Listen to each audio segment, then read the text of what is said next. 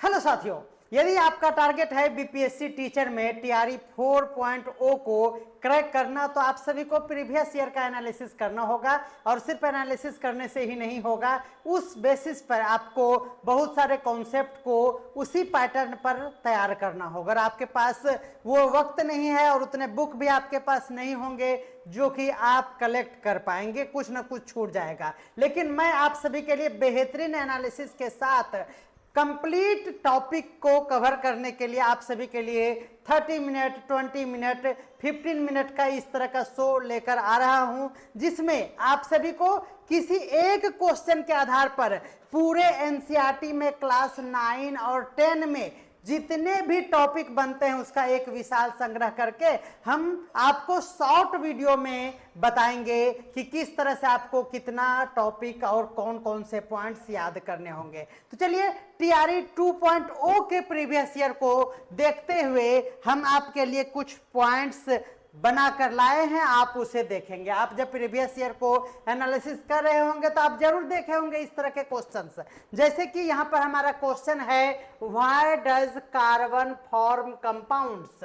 यानी आपको सिंपल सा क्वेश्चन पूछा गया और ऑप्शन में क्या था वो हमारे इस नोट्स में मिल जाएगा। आप सभी को आपसे क्वेश्चन एकदम साधारण रूप में यह पूछा गया कि कार्बन यौगिक क्यों बनाता है। सिंपल सा बात है, कार्बन यौगिक क्यों बनाता है, इसका जवाब आपके मन में चल रहा होगा, लेकिन जो ऑप्शन में था वो आपके दिमाग में नहीं चल रहा होगा। इसीलिए आपके लिए ये नोट्स और ये क्लास बहुत ही जरूरी है। देखिएगा, आप सभी जानते हैं कि कार्बन जो है बनाता है एक लार्ज नंबर ऑफ कंपाउंड। आप सभी जानते हैं कि सी इस तरह से single bond, double bond, triple bond बनाते हुए एक चैन बना लेता है और वो लार्ज नंबर ऑफ कार्बन को होल्ड करता है सिंगल बॉन्ड में, या फिर डबल बोले या फिर ट्रिपल बॉन्ड में। ये बातें आप जानते हैं, लेकिन आपके ऑप्शन में ये था। देखिए,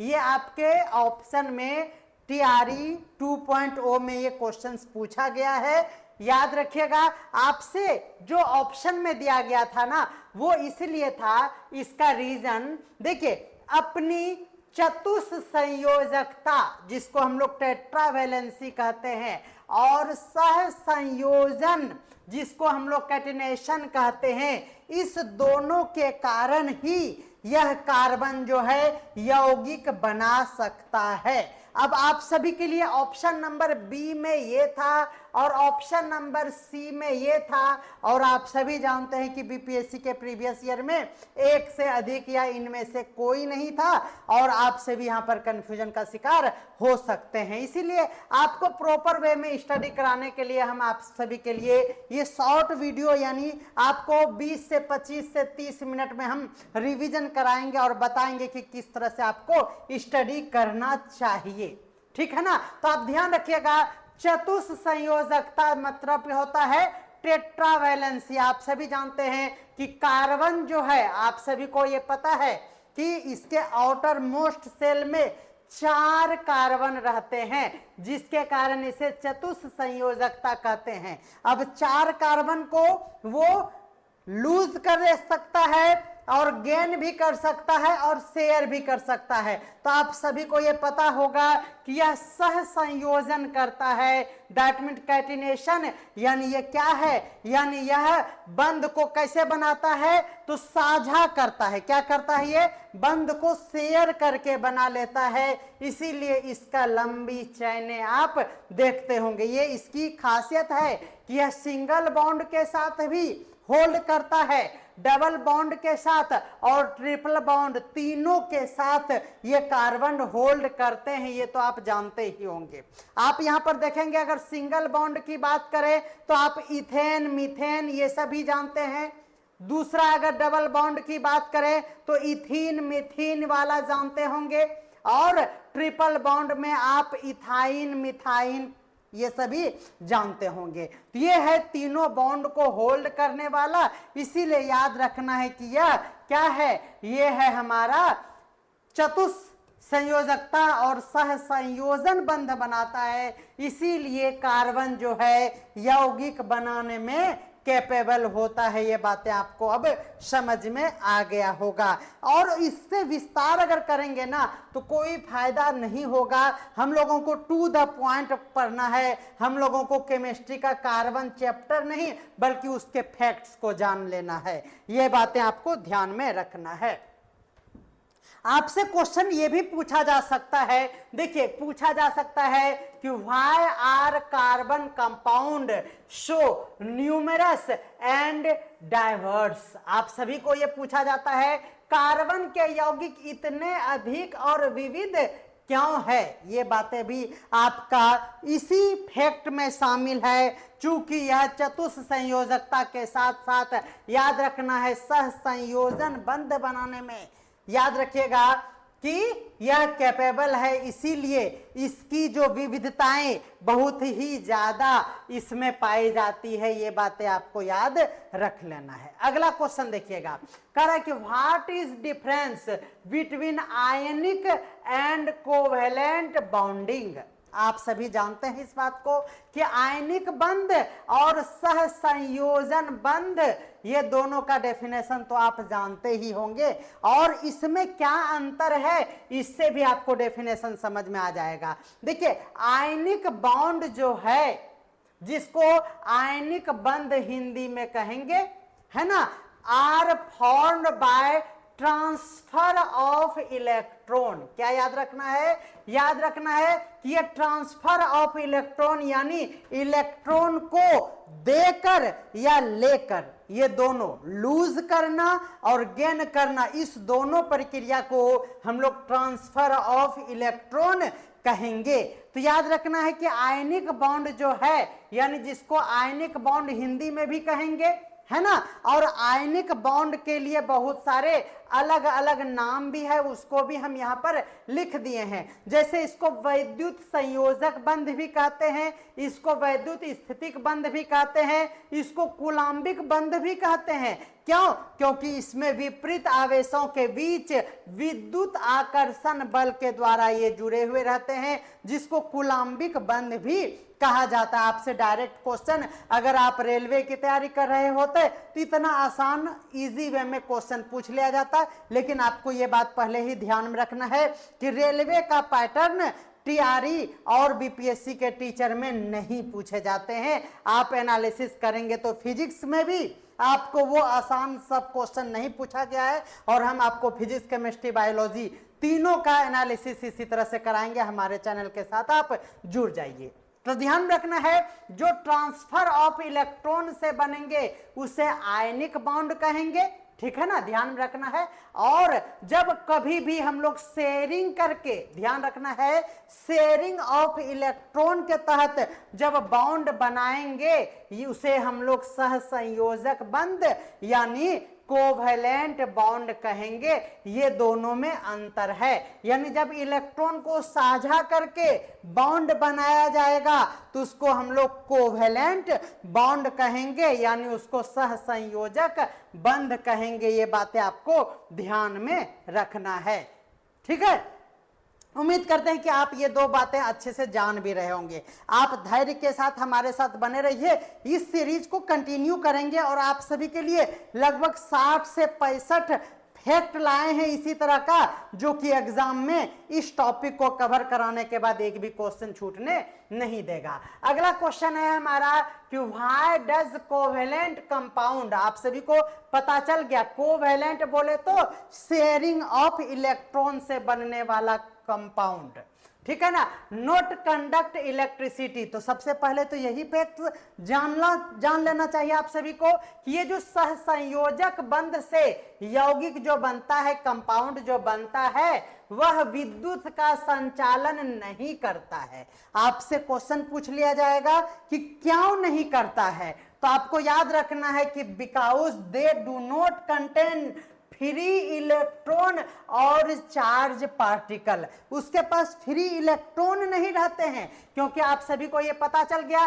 कि सहसंयोजक बंध में क्या होता है, तो आप कहेंगे कि साझा करके यानी शेयर पेयर्ड होता है। आप सभी को पता है कि शेयर पेयर्ड होगा यानी वो फ्री इलेक्ट्रॉन किसी को ना दे सकता है और ना किसी से ले सकता है, बल्कि दोनों उसको क्या करेगा, शेयर करके बॉन्ड बनाएगा। और जो भी शेयर करके बॉन्ड बनाएगा, आपको ध्यान में रखना है कि वह विद्युत का संचालन नहीं कर पाएगा।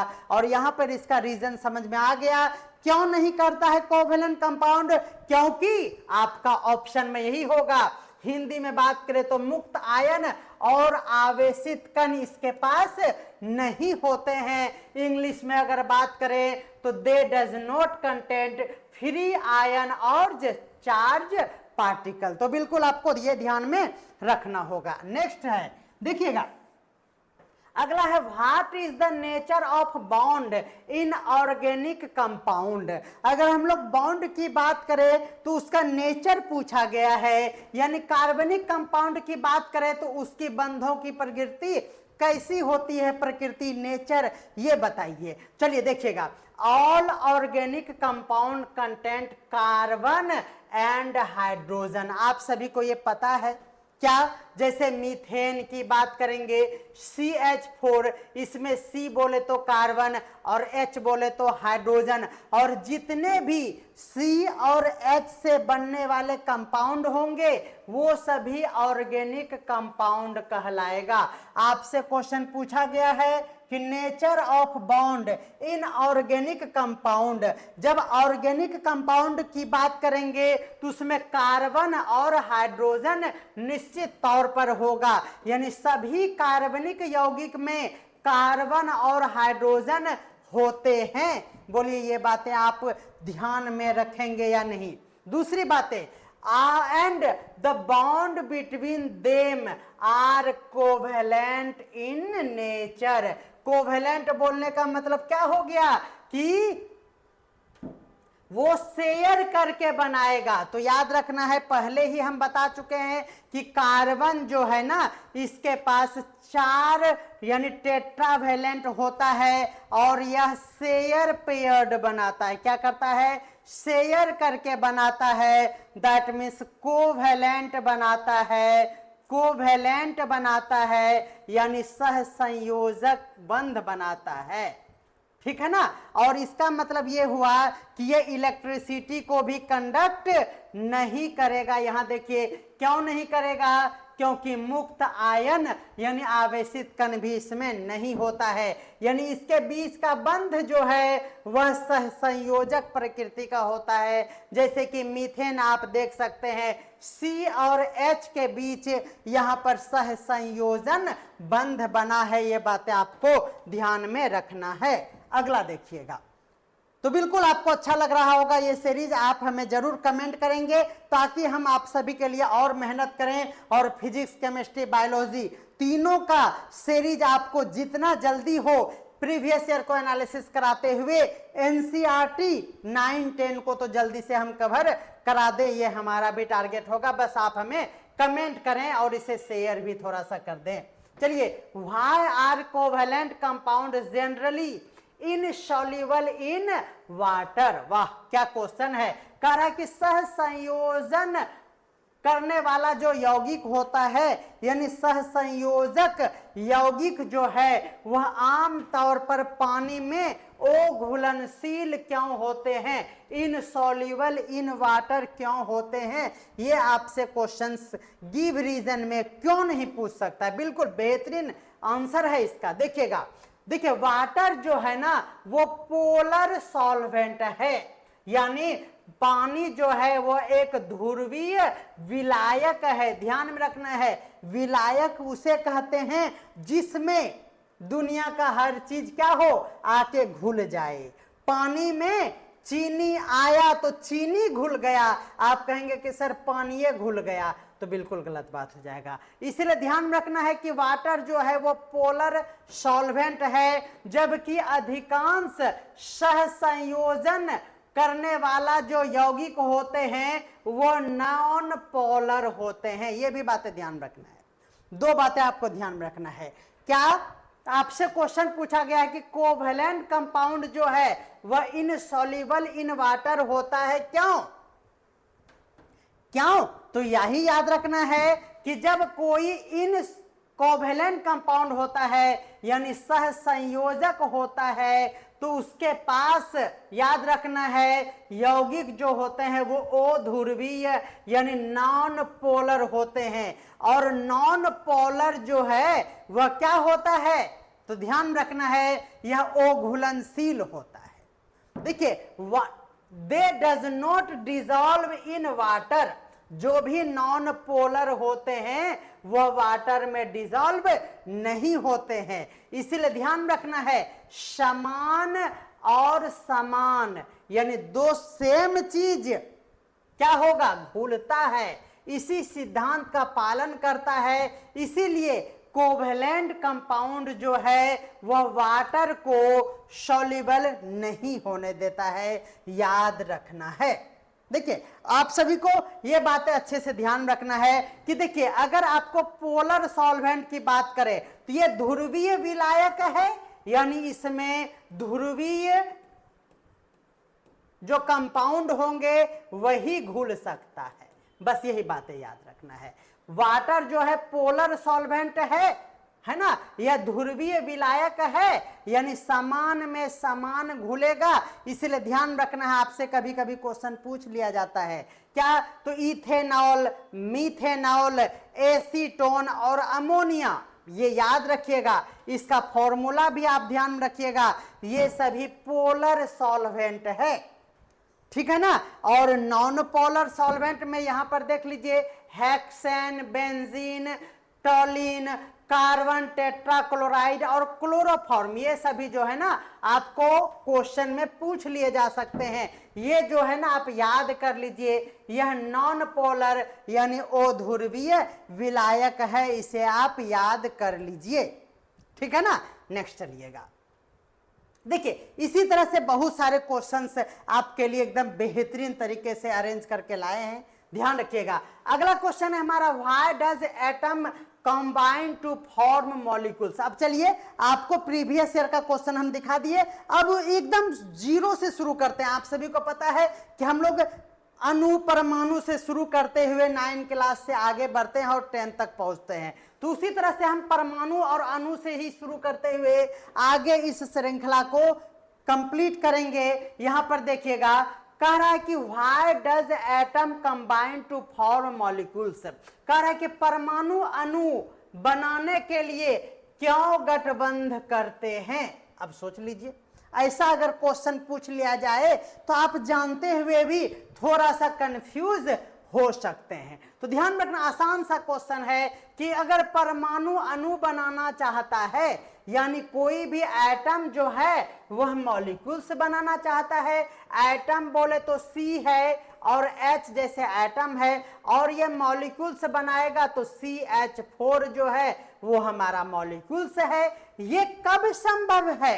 तो सिंपल सी बात है कि परमाणु स्थिर होगा और इसके लिए इलेक्ट्रॉन की संरचना में अष्टक नियम को पाने के लिए आपस में मिलकर वो यौगिक बनाएगा जिसको रासायनिक बंध कहेंगे, और इसी पर तो अभी हम बात कर रहे थे। तो सिंपल सी बात है कि वह ऑक्टेट या टुपलेट के रूल को फॉलो करते हुए स्थिर कॉन्फ़िगरेशन चाहता है, इसीलिए वो क्या करता है? तो अणु बनाता है यानी मॉलिक्यूल्स बनाता है। ये बातें आपको एक लाइन में याद रखना है। क्या हो जाएगा? तो परमाणु स्थिर इलेक्ट्रॉन संरचना पाने के लिए ही वह यौगिक बनाते हैं, यही आपका आंसर हो जाएगा।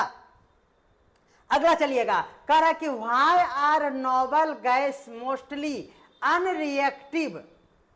नोबल गैस ज्यादातर क्या होती है? अप्रतिक्रियाशील होती है। ये आपसे पूछा गया है कि क्यों होती है। आप सभी जानते हैं क्यों? क्योंकि इसके पास जो है वो फ्री इलेक्ट्रॉन नहीं है। फ्री इलेक्ट्रॉन रहेगा तो ही वह ऑक्टेट रूल को फॉलो करने के लिए रिएक्टिव कहलाएगा। मुख्य गैसें जो है उसके बाहरी स्तर यानी उसका आउटर मोस्ट सेल जो है वह क्या है? वह कंप्लीट है, और वो इलेक्ट्रॉन को ना ही ग्रहण करेगा यानी ना ही गेन करेगा, ना ही वो लॉस करेगा और ना ही वो शेयर करेगा यानी साझा करेगा। और जब ये तीनों बातें नहीं होंगी तो वो रिएक्टिव कैसे हो सकता है, ये बातें आसानी से आपको समझ में आ गया। अगला चलिएगा, why covalent bonding common in non metal. सबसे पहले तो आपको ये बातें याद रखना है कि अगर कोवैलेंट कंपाउंड की बात करें जो कि कोवैलेंट बॉन्ड बनाता है, वह ज्यादातर आप कहां देखेंगे तो नॉन मेटल में, बोले तो अधातु में देखेंगे। सबसे पहले आप ये बातें स्पष्ट रूप से याद कर लीजिए। क्या तो कोवैलेंट बॉन्ड जो है वह नॉन मेटल में होता है। देखिएगा ये जो नॉन मेटल है, ये हिंदी गलत है, देखिए नॉन मेटल जो है वह आयनन ऊर्जा उसमें अधिक होती है, याद रखिएगा। इलेक्ट्रॉन की आकर्षण करने की शक्ति भी अधिक होगी। जैसे ही आयनन ऊर्जा अधिक है तो आकर्षण करने की भी शक्ति अधिक होगी। इसीलिए इलेक्ट्रॉन को यह क्या करता है, साझा करता है। आपको अभी हम बताए कार्बन क्या है तो नॉन मेटल है, हाइड्रोजन क्या है नॉन मेटल है, और कार्बन और हाइड्रोजन अभी जस्ट बताए कि यह सहसंयोजक बंध बनाएगा, जिसको इंग्लिश में कहेंगे कोवैलेंट बॉन्ड बनाएगा। इसका मतलब हो गया कि आपको अच्छे से समझ में आ गया कि इसकी आयनन ऊर्जा अधिक होगी, इलेक्ट्रॉन को आकर्षण करने की शक्ति भी अधिक होगी।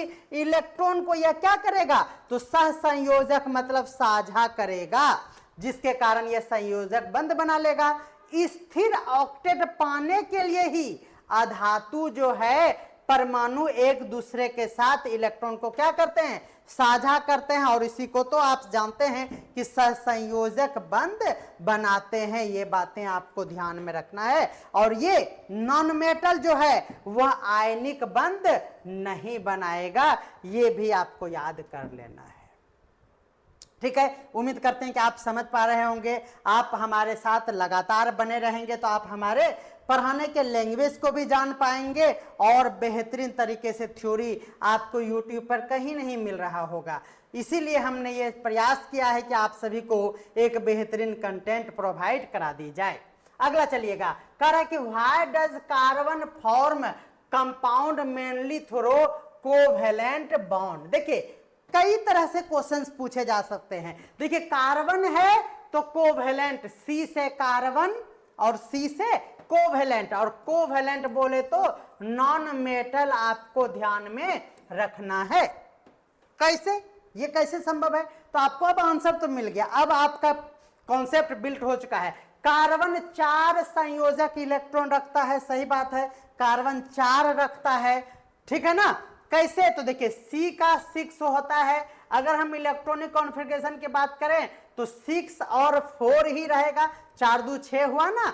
तो ये आउटर मोस्ट सेल में 4 इलेक्ट्रॉन है, इसी को 4 संयोजक इलेक्ट्रॉन कहते हैं, जिसको 4 वैलेंस इलेक्ट्रॉन कहते हैं। 4 इलेक्ट्रॉन खोना या प्राप्त करना कठिन है। वेरी गुड, आपको ये भी समझ में नहीं आ रहा होगा कि ये शेयर ही क्यों करता है सर, 4 इलेक्ट्रॉन को तो वो दे देगा या ले लेगा। हम कह रहे हैं कि बाउंड्री पे है। आप जानते हैं कि 1 2 3 जो है वह क्या करेगा, दे देगा, ठीक है ना, और 5 6 और 7 रहने पर वो ले लेगा।